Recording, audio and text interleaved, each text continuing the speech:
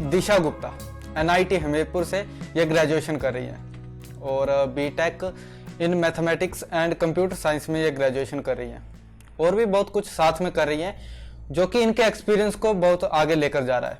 तो आज इस पॉडकास्ट में हम इनके जो एक्सपीरियंस है, इनकी जर्नी है, उसके बारे में जानेंगे और साथ में एनआईटी हमीरपुर और जो BTech in mathematics and computer science है तो उसमें क्या करियर है, क्या क्या चैलेंजेस आते हैं, उसके बारे में भी जानेंगे। तो मैम, सबसे पहले आपका स्वागत है findm.com पर। Thank you so much, Vikram. Hello, audience, and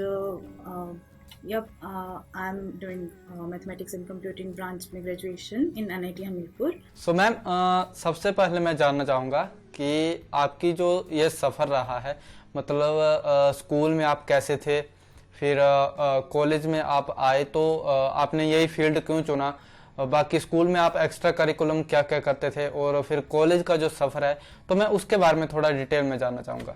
हाँ जी, ओके। तो स्कूल में मैं एक्स्ट्रा करिकुलम एक्टिविटीज़ में इतना इन्वॉल्व नहीं थी। मैं पढ़ाई पे ही कंसंट्रेट करना प्रेफर करती थी ओवर एनीथिंग। फिर उसके बाद जब मैं कॉलेज में आई तो आई थॉट कि सिर्फ पढ़ाई में कंसंट्रेट करके नहीं होगा, बिकॉज मेरी फील्ड में I need communication skills as well. So I joined clubs and societies here. I'm in team IST, जो कि अलग अलग कॉलेजेस में ये सोसाइटी होती है, अपने इवेंट्स कंडक्ट करवाती है। I'm in departmental club of CSC and mathematics and computing branch itself. And उसमें हमारा जो टेक्निकल फेस्ट होता है निम्बस, उसमें काम करते हैं, अपने प्रोजेक्ट्स बनाते हैं एंड शोकेस करवाते हैं। सो एक्स्ट्रा करिकुलर एक्टिविटीज़ मैंने अपने बेसिकली कॉलेज में आके शुरू किए। एंड स्कूल टाइम में मुझे मैथ्स बहुत ज़्यादा पसंद थी, तो नॉन मेडिकल लेने का रीज़न भी यही था। आई opt for non medical for that reason only. And coming upon ये ब्रांच मैंने चूज़ क्यों की, तो while choosing while I have other options as well, like I had CSC. CSC का ड्यूअल मिल रहा था मुझे, बट आई डोंट वांट कि मैं यहाँ से एमटेक भी NIT से ही करूँ अगर मुझे हायर स्टडीज़ के लिए जाना है तो भी।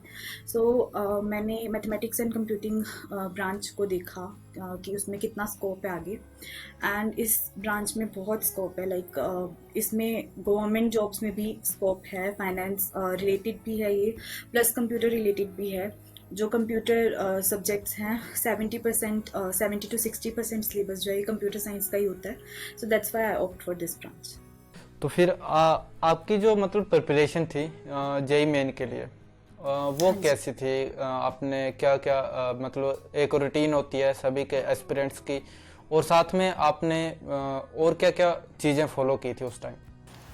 ओके, सो जेई मेंस के टाइम पे मैंने कोचिंग ली थी चंडीगढ़ में, लक्ष्य इंस्टीट्यूट से मैंने कोचिंग ली थी। और वही जो जेई एस्पिरेंट्स की रूटीन होती है, मेरी भी वैसे ही डेली रूटीन थी।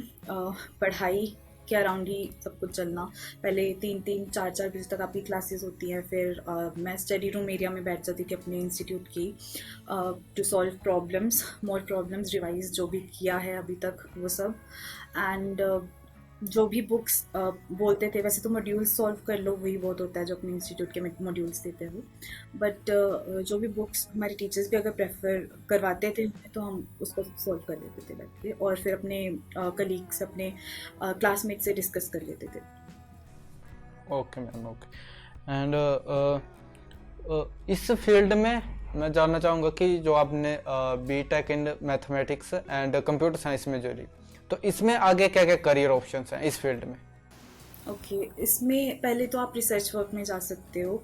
डाटा एनालिसिस के फील्ड में बहुत स्कोप है। मशीन लर्निंग पर्टिकुलरली सेइंग, इस फील्ड में बहुत स्कोप है, क्योंकि मशीन लर्निंग पूरा मैथ्स पे ही बेस्ड होता है और ये ब्रांच ही मैथ्स है, तो फिर उसमें तो होता ही आपको। और साथ में कंप्यूटर बेस्ड सब्जेक्ट्स भी हैं हमें, हमारे करिकुलम में ही पाइथन, C++, सी और ऑब्जेक्ट ओरिएंटेड प्रोग्रामिंग, ये सब हमारे करिकुलम में ही है, जो कि CSC के सब्जेक्ट्स भी है। तो like this field offers you both both parts, like you can opt for financial वाले साइड भी एंड कंप्यूटर वाला साइड तो है ही है इसमें। अच्छा अच्छा, ओके। और एक कोर्स होता है कि बीटेक इन कंप्यूटर साइंस, और आप जो कर रहे हैं वो BTech in mathematics and computer science, तो इन दोनों में क्या डिफरेंस है? ओके, सो कंप्यूटर साइंस वाले फील्ड में बेसिकली नेटवर्किंग के अराउंड जो होता है, जो कंप्यूटर बेस्ड सब्जेक्ट्स हैं, कोर सब्जेक्ट्स कंप्यूटर के रहते हैं। हमारी फील्ड में कोर सब्जेक्ट्स मैथमेटिक्स के हैं और साथ में कंप्यूटर के सब्जेक्ट्स भी हमें ऑफर होते हैं कुछ पहले सेमेस्टर्स में। और हमारी ब्रांच में मशीन लर्निंग ओरिएंटेड होता है बेसिकली, लाइक जो भी मशीन लर्निंग के लिए आगे चाहिए रहेगा वो हमारी ब्रांच में मतलब पढ़ाया जाता है। वो कंसेप्ट्स हमारी ब्रांच में पढ़ाए जाते हैं, वेदर इट्स स्टैटिस्टिकल एनालिसिस और स्टोचैस्टिक प्रोसेसेस, लीनियर अलजेब्रा, ये सब हमारे करिकुलम में होता है। और उनके करिकुलम में उनको कंप्यूटर बेस्ड सब्जेक्ट्स ही होते हैं, जैसे नेटवर्किंग का ऑप्शन होता है। मतलब हमारे में वो ऑप्शंस होते हैं, बट लाइक हमारे कोर सब्जेक्ट्स मैथमेटिक्स के ही रहते हैं, उनके कोर सब्जेक्ट्स कंप्यूटर के ही रहते हैं। अच्छा अच्छा, ओके। और मतलब क्योंकि ज़्यादातर जो स्टूडेंट्स है वो कंप्यूटर साइंस के बारे में ज़्यादा जानते हैं कि ये कोर्स होता है बीटेक इन कंप्यूटर साइंस, तो कौन से बच्चे हैं जिनको ये चुनना चाहिए और कौन से बच्चे हैं जिनको मैथमेटिक्स एंड कंप्यूटर साइंस चुनना चाहिए? Okay, actually in India particularly अभी मैथमेटिक्स और कंप्यूटिंग के बारे में आई गेस एनआईटी में भी सिर्फ हमारी ही एनआईटी है जो ऑफर करती है इस ब्रांच को भी। आईआईटीज़ में है ये ब्रांच और काफ़ी टाइम से है।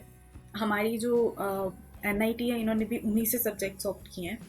तो अगर आपका मैथ्स में इंटरेस्ट है तो you should definitely go for this branch. इसमें पूरा मैथ्स में नंबर्स में कैसे खेलना है, you would get it in this branch a lot, like a lot. एक पॉइंट पे आकर शायद आपको मैथ्स ही अच्छी ना लगने लग जाए, but it's like really good for that person जिसको मैथ्स बहुत अच्छी लगती है। बट कंप्यूटर साइंस ऐसी फील्ड है जो लाइक आई गेस सबको करनी ही पड़ती है जो इंजीनियर्स होते हैं, क्योंकि if you actually want to sit as an software engineer की जॉब तो आपको वो करना ही पड़ेगा, आपको डीएसए करना ही पड़ेगा। सो कंप्यूटर साइंस उनको लेना चाहिए। कंप्यूटर साइंस तो प्रेफरेंस रहती ही है सबकी, बिकॉज अलग से पढ़ना बहुत डिफ़िकल्ट हो जाता है। अगर आपके करिकुलम में हो तो आपको अपने सीजीपीए के लिए अलग से नहीं पढ़ना पड़ता, बट जिनकी ब्रांच डिफरेंट होती है उनको सीजीपीए भी मेंटेन करना पड़ता है और उनको डीएसए भी अलग से करना पड़ता है, तो वहाँ पे एक ड्रॉबैक रहता है, बट मैनेज हो जाता है। लाइक हमारे यहाँ पे कॉलेज में भी बहुत से बच्चे हैं, ईसी के बच्चे भी हैं जो बीएसए में बहुत अच्छा कर रहे हैं, तो ऐसा कोई सीन नहीं है। कंप्यूटर साइंस को प्रेफरेंस देते हैं इसलिए लोग। अच्छा अच्छा। और स्कूल में आप किस टाइप के स्टूडेंट थे, मतलब number academically? Academically actually school time में मैं एकेडमिकली ही ज़्यादा इंक्लाइन थी। आई डिडंट बॉदर मच ज़्यादा सोशल इंटरेक्शंस में या फिर कोई भी एक्स्ट्रा करिकुलर एक्टिविटीज़ हों। I didn't participate in that much until unless वो कुछ पढ़ाई से रिलेटेड ही हो। एकेडमिकली मैं अपने क्लास में अपने स्कूल में टॉप 3 में आने वाले स्टूडेंट्स में से एक थी, बट आई गेस स्कूल में हर कोई टॉपर होता है, राइट?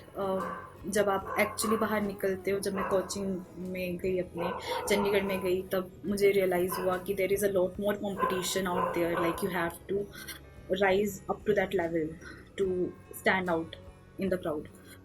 Okay okay. सो अब कैसे हैं आप एकेडमिकली? अब कौन सी रैंक पर आते हैं आप? ओके, अभी हमारे कॉलेज में लाइक मैं अपनी क्लास में तो अभी भी I am on top 3 position he, but धीरे धीरे जब आप इंजीनियरिंग कॉलेज में आते हो तो आपकी सीजीपीए ऐसे गिरती रहती है, लाइक एक्सपोनेंशियल ग्राफ चलता है वो डिक्रीजिंग में, तो वो तो है ही है। बट हाँ, like I am would touch अभी तक तो I am able to maintain मेरा एकेडमिक भी, साथ साथ में अपने बाकी स्किल्स को इम्प्रूव करते के साथ साथ I am doing well in my academic performance as well. Okay. और आपने जब जेईई मेन के जो प्रिपरेशन शुरू की थी तो आप कब से शुरू कर दी थी वो, 11th से या उससे पहले या बाद में? ओके, 11th में ही मैंने बेसिकली शुरू की थी। आई वॉजेंट अ प्रोडिजी और समथिंग। मेरे को कोई ऐसा नहीं था कि टाइम से पहले मुझे करना चाहिए, मुझे कोई ऐसे झील नहीं थी उसके लिए पहले से। But with time when I got into my institute, I saw कि वहाँ पे बच्चों ने पहले से भी बहुत कुछ किया हुआ था। लोगों को पहले से जावा भी आती थी। मेरे को तो यहाँ पे कॉलेज आके मैंने कोडिंग का जो भी लिया है यहाँ पर आकर ही लिया है। बट कोचिंग टाइम में मैंने जो भी किया है वो उन 2 सालों में ही किया है। उससे पहले बस पता था कि हाँ ठीक है मैथ्स लेनी है, ऐसा कुछ नहीं था कि पहले से मैंने प्रिपरेशन स्टार्ट की है।